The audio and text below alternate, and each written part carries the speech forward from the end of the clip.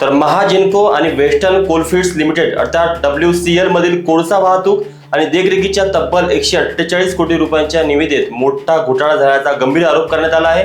माजी नगरसेवक बंटी बाबा शेळके यांनी अधिकृत पत्राद्वारे हा आरोप करत संपूर्ण प्रकरणाची उच्चस्तरीय चौकशी करण्याची मागणी केली आहे।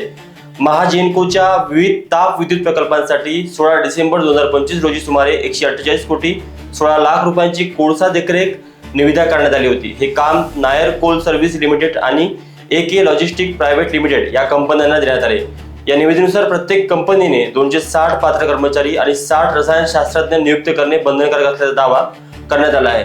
मात्र प्रत्यक्षात 130 पेक्षाही कमी कर्मचारी आणि आवश्यक रसायनशास्त्रज्ञ नियुक्त न केल्याचा आरोप बंटी बाबा शेळके यांनी केला आहे। चाहे वो कांग्रेस की रहे चाहे वो भारतीय जनता पार्टी की रहे, यहाँ पर कांग्रेस और भाजपा का बात ही नहीं है। यहाँ पर कांग्रेस और भारतीय जनता पार्टी की बात ही नहीं है। भ्रष्टाचार हुआ है, भ्रष्टाचार में अगर समझ लो कोई कांग्रेस का नेता भी अगर उसमें अगर शामिल होगा उनको भी आप जेल के अंदर डालो। अरे हम खुद हमारी सरकार के अंदर में हम 12 दिन जेल में थे, क्यों थे? तो लोगों के लिए हम आंदोलन कर रहे थे तब।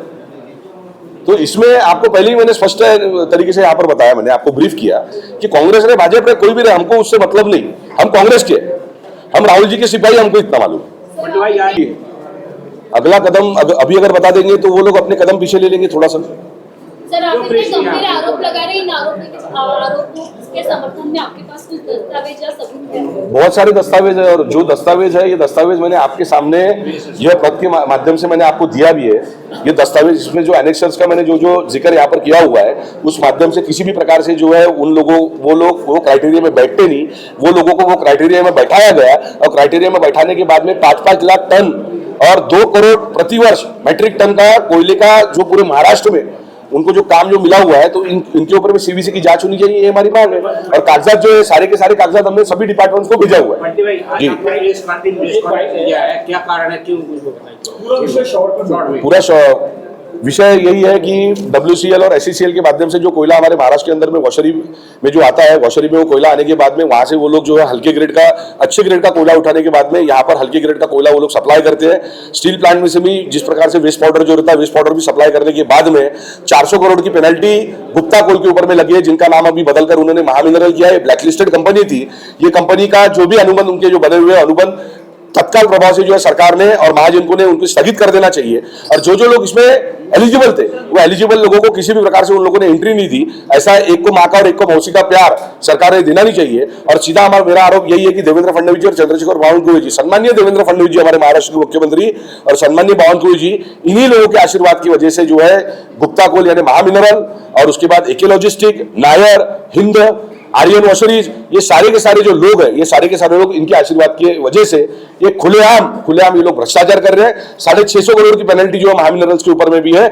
लेकिन उसके ऊपर में आज तक किसी भी प्रकार की उनका एग्रीमेंट अनुबंध उनका कैंसिल किया गया नहीं, स्थगित नहीं किया गया।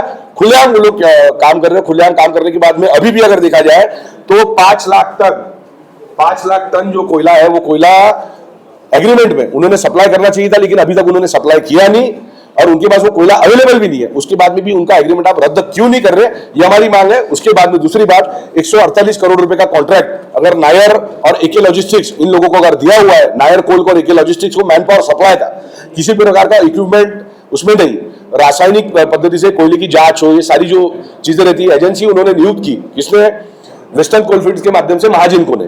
तो ये दोनों जो नायर कोल्स है और AK लॉजिस्टिक्स है, 148 करोड़ रुपए 260 कर्मचारियों के लिए थे, लेकिन 130 ही कर्मचारी वहां पर अभी कार्यरत है। तो बाकी का जो समझ लीजिए 75-80 करोड़ रुपए, ये 75-80 करोड़ रुपए इनके माध्यम से बावनकुळे जी और फडणवीस जी इनके खाते में जा रहे हैं क्या, ये हमारा आरोप है।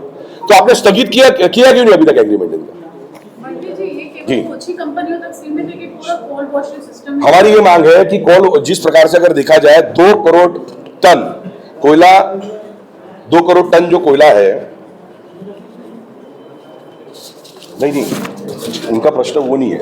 उनका प्रश्न ये है कि 2 करोड़ टन प्रतिवर्ष क्षमता जो है ये कोयला जो वॉशरीज में जाता होगा, वो वॉशरीज में जाने के बाद में अगर समझ लीजिए अच्छे ग्रेड का कोयला ये लोग WCL से वेस्टर्न कोलफील्ड लिमिटेड और SCCL है साउथ ईस्टर्न कोलफील्ड लिमिटेड जो छत्तीसगढ़ का है, अच्छे ग्रेड का कोयला उठाते हैं। अच्छे ग्रेड का कोयला उठाने के बाद में हल्के ग्रेड का कोयला ये लोग सप्लाई करते हैं वॉशरीज जो है। और उसके बाद में मैं आपके माध्यम से बताना चाहता हूं कि अगर समझ लो वॉशरी का काम ही क्या है, वॉशरी का आपने स्थापित क्यों की, सरकारी वॉशरीज आपने बंद कर दी, प्राइवेट वॉशरीज को आप जो काम दे रहे हो, प्राइवेट वॉशरीज को आपने काम देने के बाद में 60% ऐश वाला, 60% ऐश वाला यानी उसमें पत्थर निकल रहे, उसमें यानी समझ लो जो उनको साफ करने के लिए, धुलाई करने के लिए होना चाहिए, वो धुलाई होती नहीं है। 60% ऐश वाला कोयला जो है महाजनको में जा रहा है, तो फिर वॉशरीज का काम क्या है? तो इसलिए सेंट्रल विजिलेंस कमेटी जो रहती है केंद्रीय, और उसके बाद में सीबीआई जो है, सेंट्रल ब्यूरो ऑफ इन्वेस्टिगेशन, इनके माध्यम से सारे के सारे महाराष्ट्र की जितनी भी वॉशरीज होंगी वो सारी की सारी वॉशरीज की ये लोगों ने जांच करना चाहिए,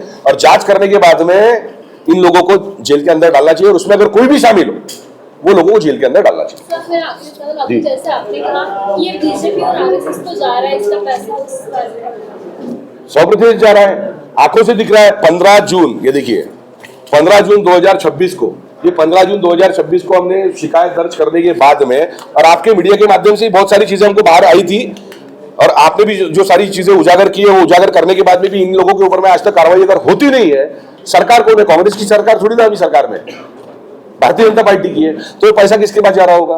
ये सारे लोगों को अभी तक के माननीय मुख्यमंत्री जी, माननीय पालक मंत्री जी, महानिदेशक, WCL के, महाजिनको के सभी लोगों को, शुक्ला मैडम से लेके पाचपुते से लेके सारे लोगों को हमने ये सारी चीजें भेजने के बाद में अभी तक ये लोगों ने ये सारी चीजों, इनके ऊपर में एग्रीमेंट, अनुबंध जो इनके कैंसिल किए क्यों नहीं? ब्लैकलिस्टेड कंपनी को आप ये काम क्यों दे रहे हो? बाकी लोगों के ऊपर में आपने इनके साथ जो अनुबंध एग्रीमेंट जो बना है, आपने जो टेंडर जो ओपन किए थे, वो टेंडर आपने ओपन टेंडर्स क्यों नहीं किए? ओपन टेंडर्स करने के बाद में भी आपने कुछ जो लोग हैं जो पात्र नहीं थे, वो लोगों को पात्र ठहराने के लिए उन लोगों के हिसाब से आपने एग्रीमेंट्स क्यों बनाए?